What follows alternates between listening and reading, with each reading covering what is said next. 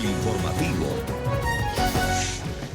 Una buena tarde, tengan todos. Empezamos aquí el recorrido internacional en NTN 24, Canal de las Américas. A esta hora Carlos Figueroa y Ruth del Salto como cada mediodía. ¿Qué tal, Carlos? Hola, Ruth. Bienvenidos todos. 60 minutos. Vamos a actualizarnos ya. Vamos a empezar con las protestas crecientes en Ecuador. Han forzado al gobierno a trasladar su sede a la ciudad de Guayaquil. Desde ahí, rodeado de la cúpula militar, el presidente Moreno ha denunciado un plan para derrocarlo.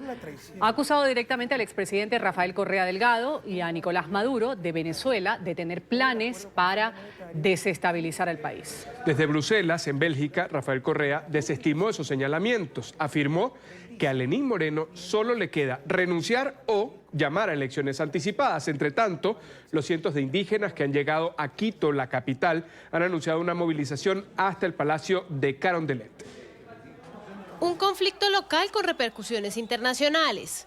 Ecuador cumple una semana en medio de protestas y rechazó las medidas económicas anunciadas por el presidente Lenín Moreno. La movilización indígena llegó el martes a Quito tal como lo había advertido. Los disturbios y la violencia en las calles de la capital fueron la escena de la tarde del lunes. Pese a que el Palacio de Gobierno fue acordonado, el mandatario tomó la decisión de trasladar la sede de gobierno a la ciudad de Guayaquil.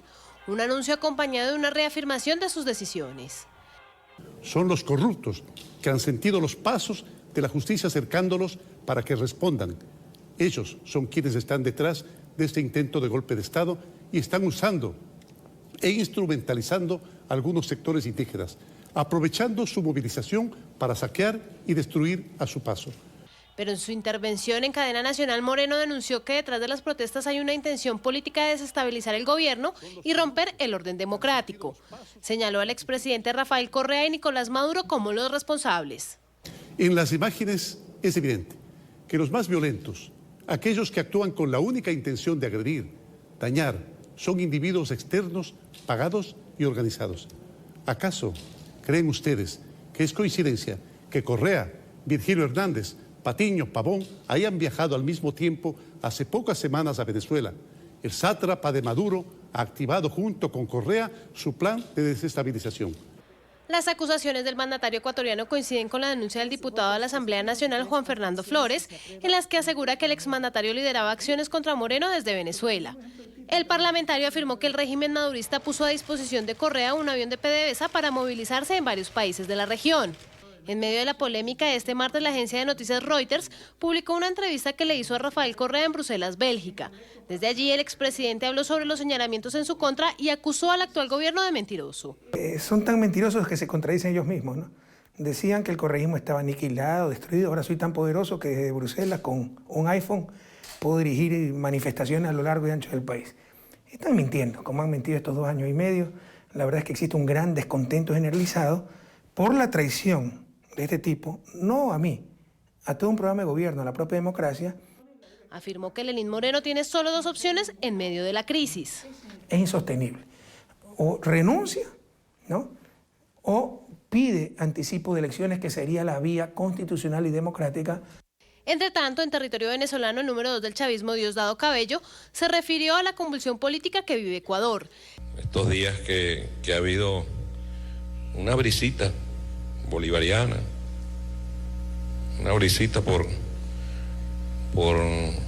algunos países como Ecuador, como Perú, como Argentina, como Colombia.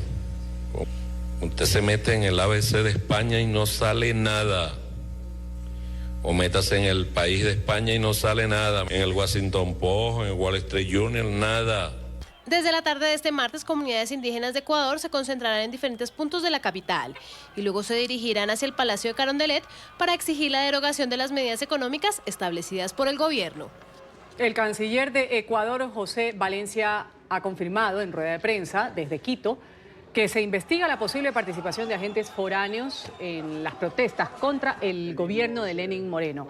Además, ha afirmado que su país está en continuas conversaciones con miembros de la OEA para denunciar los intentos de desestabilización que puedan presentarse.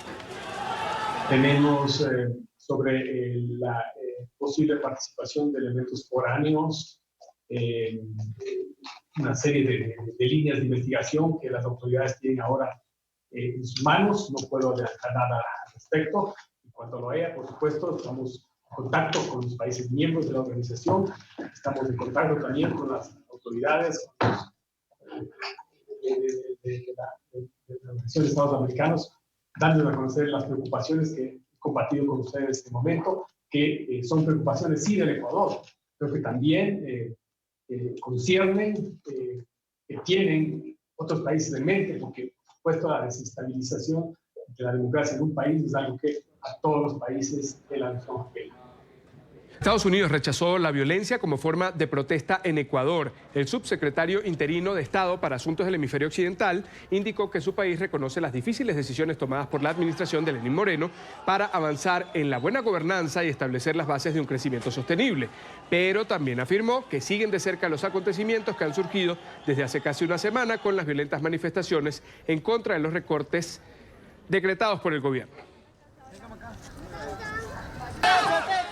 Y el presidente encargado de Venezuela, Juan Guaidó, se ha referido a la situación que viven los ecuatorianos. Aseguró que mientras el presidente Lenín Moreno Garcés trabaja para fortalecer las instituciones, un grupo financiado por los cómplices de Maduro busca acabar con la estabilidad aprovechándose de los más vulnerables. En Caracas, nuestro periodista Luis Alejandro Laya tiene la información desde el Palacio Federal Legislativo, en el centro de la capital venezolana. Ha hablado el presidente interino Juan Guaidó, también hay otras reacciones políticas a esta noticia. Luis, adelante. Hola, buenas tardes. En Venezuela, desde el Parlamento Nacional han calificado de muy graves las denuncias de Lenín Moreno, el presidente ecuatoriano, sobre el presunto financiamiento de las protestas en ese país por parte de Nicolás Maduro, así como el cobijo a el expresidente Correa. Han señalado que no sería extraño que esto ocurriera, pues se ha desarrollado desde hace varios años una política injerencista en los asuntos de la región. Vemos lo que sucede en el país hermano de Ecuador, el mismo Lenín Moreno hablaba de cómo Maduro era cómplice de ese proceso, orquestado durante el foro de Sao Paulo. No es la primera vez que desde Venezuela se financian no solamente este tipo de acciones, sino también campañas.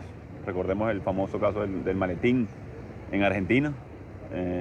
Recordemos el financiamiento a través de Petrocaribe, a través de las fundaciones que denunciaron, por cierto, este año en Ecuador de haber recibido más de $250.000, una fundación de Correa directamente para fines proselitistas de dinero de venezolanos.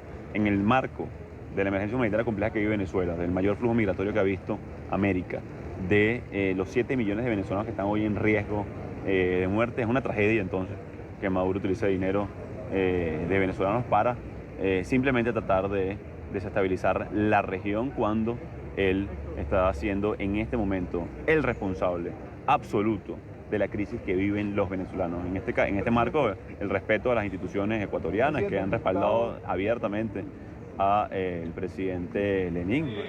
Asimismo, una de las fracciones democráticas, la 16 de julio, ha señalado que no sería extraño que Correa esté en Venezuela con apoyo del régimen de Nicolás Maduro. Ya lo han hecho anteriormente con grupos como la FARC.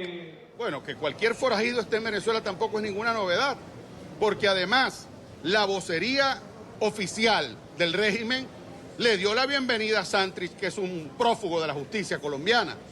Le dio la bienvenida a Iván Márquez, que después de haber firmado un acuerdo de paz en La Habana, se burlaron de ese acuerdo.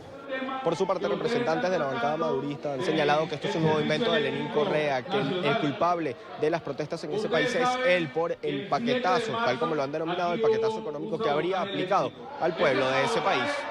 Ahora dicen que también el presidente Maduro tiene que ver con esto, que Fidel Castro, que en paz descanse, también tiene que ver con esto. Están diciendo ahora que Correa, el expresidente Rafael Correa, tiene que ver con esto. La verdad se las voy a decir en este momento. El responsable de este desastre en el Ecuador es su presidente, Lenín Moreno, y es responsable por ponerse de rodillas al Fondo Monetario Internacional y al Banco Mundial.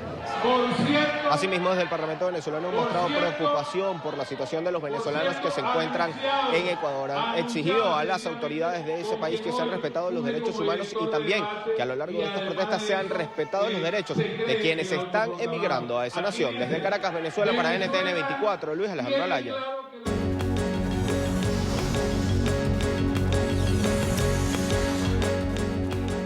Y por primera vez en Colombia, un expresidente asiste a una indagatoria en la Corte Suprema de Justicia. Se trata de Álvaro Uribe Vélez, actual senador que gobernó el país, Colombia, entre el 2002 y 2010, y que a esta hora se encuentra en la sede del máximo tribunal. Al exmandatario lo investigan por supuesta manipulación de testigos. NTN 24 ha estado desde muy temprano, sigue allí en el lugar de la noticia con Florencio Sánchez. Florencio, adelante con el reporte. Buenas tardes, ya completa 4 horas la diligencia de indagatoria al expresidente colombiano Álvaro Uribe Vélez. Se lleva a cabo aquí en el Palacio de Justicia, ubicado en pleno centro de Bogotá. Se está realizando esta diligencia judicial en la sala número 1 del Palacio de Justicia. A ella asisten el magistrado, quien hace la instrucción de esta investigación, César Augusto Reyes, también el expresidente Álvaro Uribe y sus 2 abogados defensores, el representante a la Cámara Álvaro Hernán Prada y una representante del Ministerio Público. Hay que decir que el expresidente Álvaro Uribe Vélez es investigado por los delitos de soborno y fraude procesal. La Corte trata de establecer si él es mandatario y ahora senador de la República tuvo algo que ver con la presunta manipulación de testigos, entre ellos 2 exparamilitares, Juan Guillermo Monsalve y otro exparamilitar conocido como alias Víctor. Mientras tanto, afuera del Palacio de Justicia se presenta en este momento desde muy temprano una manifestación. Hay un grupo de personas que apoyan al expresidente Álvaro Uribe y otro grupo que está en contra del exmandatario. Se espera que esta diligencia se extienda durante todo el día hacia las 5 de la tarde y si no terminan, el magistrado ponente es posible que la programe para mañana. Mañana está programada otra diligencia judicial en el caso del representante del Centro Democrático, Álvaro Hernán Prada, para las 8 de la mañana. Florencio Sánchez, NTN 24, desde el Palacio de Justicia. Muy buenas tardes. Buenas tardes, Florencio. Y a las afueras de la Corte Suprema de Justicia, en la Plaza de Bolívar, en el centro de Bogotá, hay manifestaciones en apoyo y también en contra del expresidente colombiano. NTN 24 está en el lugar de la noticia. Saludamos a esta hora a Edwin Gutiérrez, nuestro periodista. Adelante, una buena tarde, Edwin. Hola, ¿qué tal? Muy buenas tardes. Los saludo aquí desde las afueras del Palacio de Justicia, en el centro de Bogotá. La situación por momentos se ha salido de control. Los manifestantes que respaldan la labor de la Corte Suprema de Justicia y gritan arengas en contra del expresidente Álvaro Uribe han tratado de superar a la fuerza unas barricadas que han colocado los integrantes de la Policía Nacional. Desde las 8 de la mañana comenzó la diligencia de indagatoria ante la Sala de Instrucción Penal de la Corte Suprema de Justicia por parte del expresidente Álvaro Uribe, quien llegó puntual a esta diligencia. Horas antes también hubo una misa, una eucaristía convocada por el Partido Centro Democrático que respalda al expresidente de la República.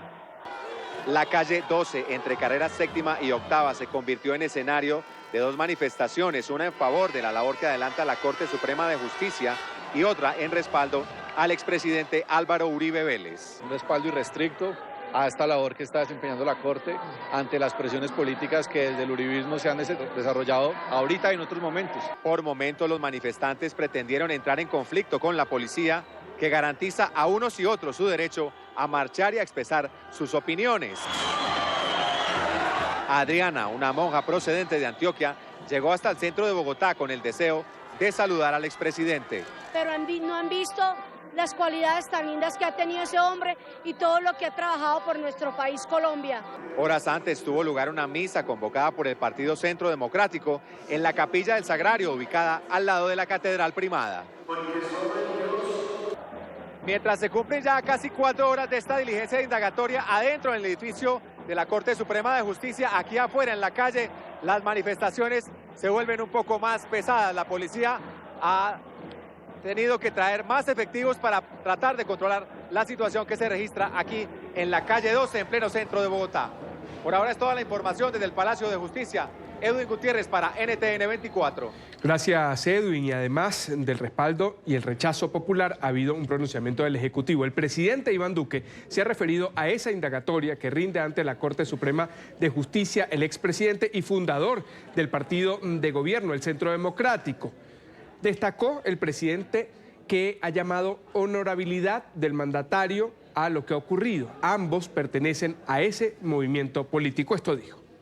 He tenido la ocasión de conocer en la vida a Álvaro Uribe Vélez y tengo claro que es una persona que ha entregado su vida a servirle a Colombia, que ha trabajado como pocas personas por el bienestar de ese país todos los días de su vida.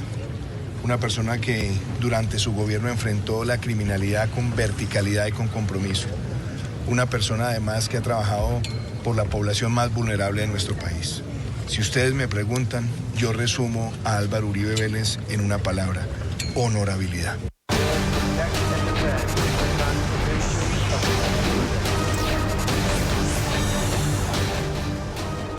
Donald Trump intenta a toda costa evitar un juicio político en su contra. Su administración ha ordenado al embajador estadounidense ante la Unión Europea no testificar frente al Comité de Inteligencia de la Cámara de Representantes.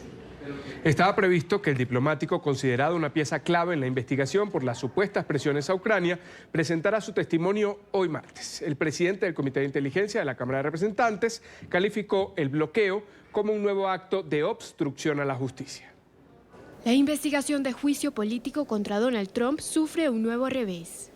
El mandatario confirmó que su administración llamó a Gordon Sondland, embajador de Estados Unidos ante la Unión Europea y testigo principal en la investigación que adelanta el Congreso contra el líder republicano, a no comparecer ante el Comité de Inteligencia de la Cámara de Representantes.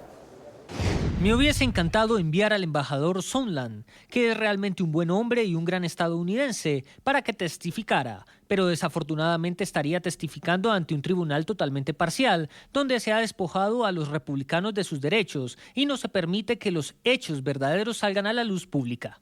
En un comunicado, Sondland dijo estar profundamente decepcionado de no declarar, y su abogado aseguró que actuó en defensa de los intereses de Estados Unidos, pues tiene la obligación de cumplir las órdenes del presidente.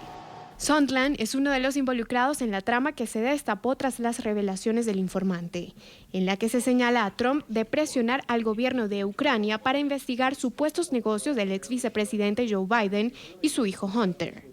Y pese a que Ucrania no es parte de la Unión Europea, la prensa internacional asegura que Sondland habría sido instruido a encargarse de las relaciones entre Estados Unidos y el Kiev, por lo que es considerado un cómplice de Trump. El Departamento de Estado logró retener también mensajes y correos electrónicos de Sondland que serían indispensables en el caso del impeachment. El presidente del Comité de Inteligencia de la Cámara de Representantes rechazó las acciones de Trump, las que calificó como obstrucción de la justicia. Hace 1 hora y media nos informaron que por el abogado del embajador Sondland, el Departamento de Estado se negaría a permitirle testificar hoy. También somos conscientes de que el embajador tiene mensajes de texto o correos electrónicos en un dispositivo personal que le han proporcionado al Departamento de Estado. Esos mensajes también son muy relevantes a esta investigación. El Comité Demócrata aseguró que volverá a citar a Sondland para testificar. Y han descubierto un paquete sospechoso en las afueras del edificio de la Corte Suprema de Estados Unidos. Justo en los alrededores del tribunal tenía lugar una manifestación de activistas de los derechos LGTBI. La policía ha ordenado a los asistentes a la plaza principal a alejarse del sitio. Las manifestaciones fueron convocadas antes de que los jueces del alto tribunal iniciaran su audiencia sobre los argumentos relacionados con 3 casos de presunta discriminación. Con un ojo morado y puntos de sutura en el lado derecho del rostro, reapareció el expresidente de los Estados Unidos, Jimmy Carter. El demócrata de 95 años sufrió una caída en su casa en Georgia el pasado fin de semana. El incidente obligó a que recibiera varios puntos sobre una de sus cejas. Carter asistió junto a su esposa a un evento de voluntarios, patrocinadores y familias beneficiarias de proyectos de vivienda en Nashville, Tennessee. Bueno, me siento bien, me rompí la cadera hace unos meses y he estado en rehabilitación desde entonces. Y ayer me caí y me lastimé la frente y me puse un ojo morado. Pero estoy bien, me siento lo suficientemente bien para construir casas. El hermano del actual presidente de Honduras, juzgado en Nueva York por traficar toneladas de cocaína a Estados Unidos, ha ordenado el asesinato de 2 narcos. Así lo contó o lo reveló un testigo de la fiscalía que fue su socio. A esta hora avanza el proceso judicial en Manhattan. Es una noticia en desarrollo sobre la que hemos ido durante la semana. Sigue allí Alejandro Rincón. Alejandro, buena tarde, adelante.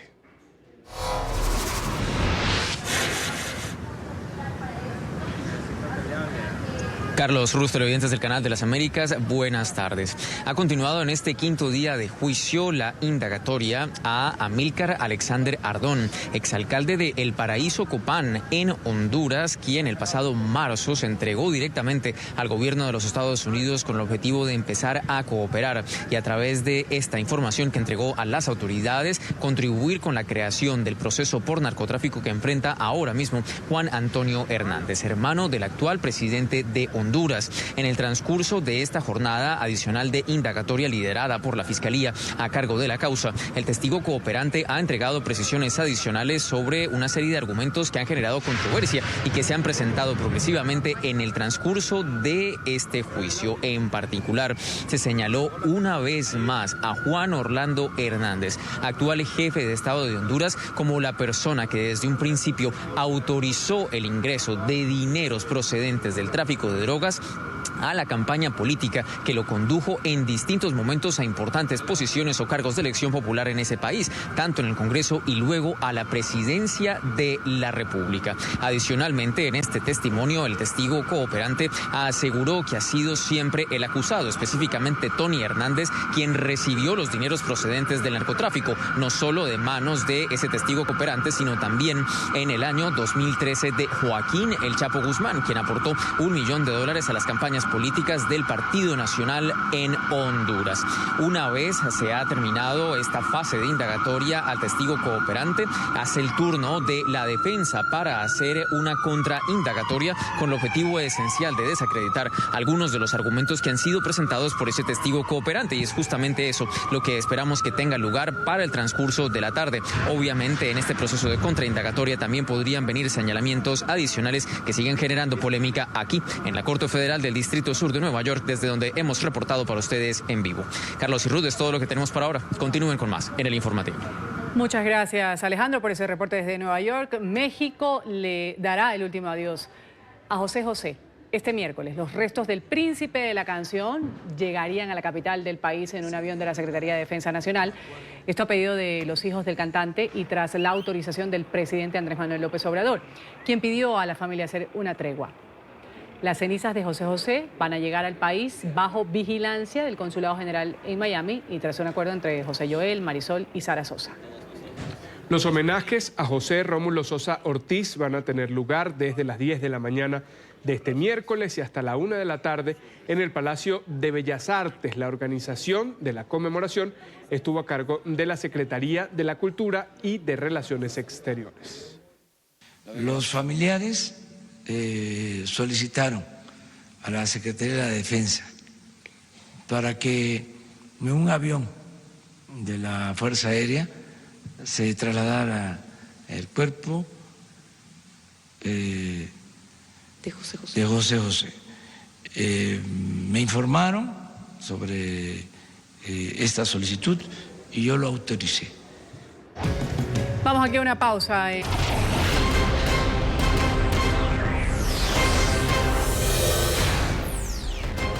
El régimen venezolano ha prolongado la alerta naranja en la frontera con Colombia. Nicolás Maduro ha sostenido una reunión con altos mandos militares en las que entregó un balance de la Operación Venezuela Soberanía y Paz 2019, con la que adelantó ejercicios militares en la frontera binacional. Según el líder del régimen, las amenazas por parte del gobierno de Iván Duque siguen vigentes, por lo que ha ordenado mantener esta alerta en fase 2. Maduro agregó que existen nuevos planes de violencia contra Venezuela, en la que además estaría involucrado el senador y expresidente colombiano Álvaro Uribe. He aprobado un conjunto de recomendaciones para mantener como permanente las medidas de alerta y vigilancia frente a las amenazas externas que nos vienen de Colombia. Es de Colombia que viene la violencia, el tráfico de drogas, el tráfico de combustible, los grupos armados de todo signo, el secuestro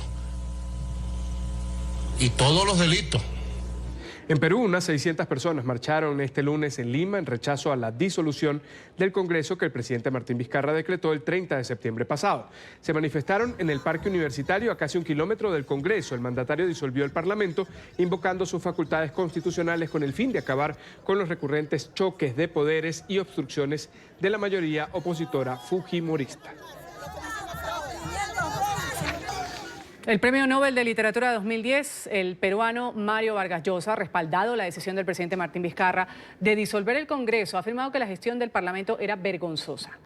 Yo apoyo absolutamente al presidente Vizcarra en la clausura del Congreso, que ha hecho bien cerrando ese Congreso que era una vergüenza para el Perú, un congreso de semianalfabetos, de pillos, que además le habían negado 2 veces, como dice la Constitución, la confianza. Entonces el presidente ha actuado dentro de la más estricta legalidad y ha hecho muy bien. Y mi esperanza es que en enero, cuando voten por el nuevo Congreso, los peruanos voten mejor que la vez pasada. El presidente de Argentina, Mauricio Macri, protagonizó un particular beso durante un acto de campaña. En medio de la marcha del Sí se puede en Tucumán, una mujer subió al escenario para manifestar su apoyo a la reelección. Macri besó el pie de la mujer. Para ella se trató del beso de la patria. Emocionada por lo que había sucedido, la seguidora de 72 años contó que volvió a su casa descalza, pero feliz. Bueno, 72 años. Una jornada de protestas de taxistas vive hoy la ciudad de Buenos Aires en Argentina. Reportan embotellamientos en la capital por los 10 puntos de concentración. Los taxistas han salido en defensa de su trabajo, rechazando lo que han considerado como una competencia desleal e ilegal. Esto por parte de las aplicaciones Uber y Cabify. Cientos de taxistas también bloquearon este lunes importantes avenidas en Ciudad de México. Las protestas afectaron a los viajeros que se dirigían al aeropuerto internacional de la capital mexicana. Ellos recibieron una mano amiga de la policía, los escoltaron hacia la terminal y les ofrecieron ayuda para llevar sus maletas.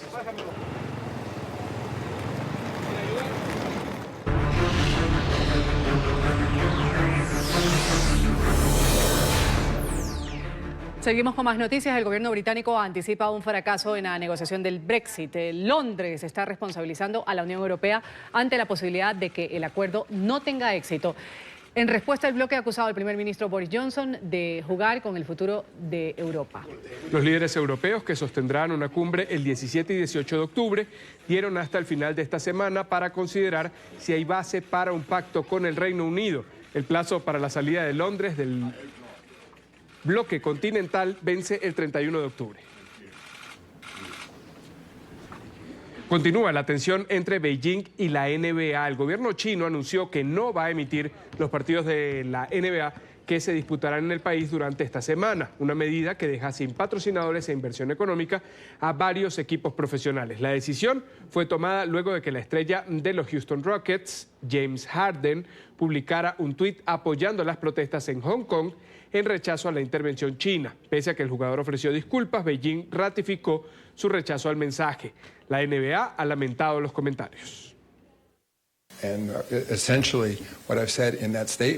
Esencialmente lo que he dicho es que los valores de la NBA son apoyar la libertad de expresión y ciertamente libertad de expresión de la comunidad de la NBA. Y en este caso, Daryl Morey, como gerente general de los Houston Rockets, goza de ese derecho como uno de nuestros empleados. Lo que también trato de sugerir es que entiendo que hay consecuencias de ese ejercicio de su libertad de expresión en esencia y tendremos que vivir con esas consecuencias.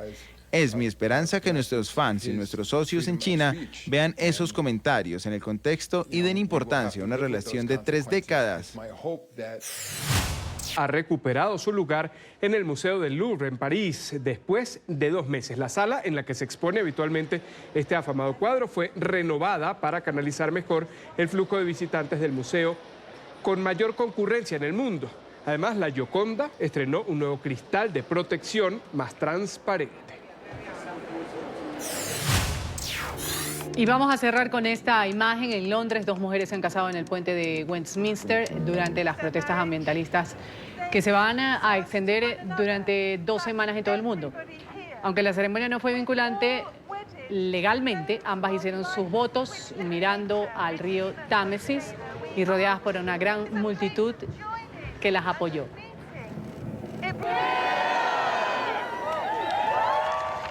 Gracias a todos por su sintonía con el informativo de NTN 24, el canal de las Américas. Los invitamos a que sigan informados en Twitter, @NTN24, en la web ntn24.com. Feliz tarde.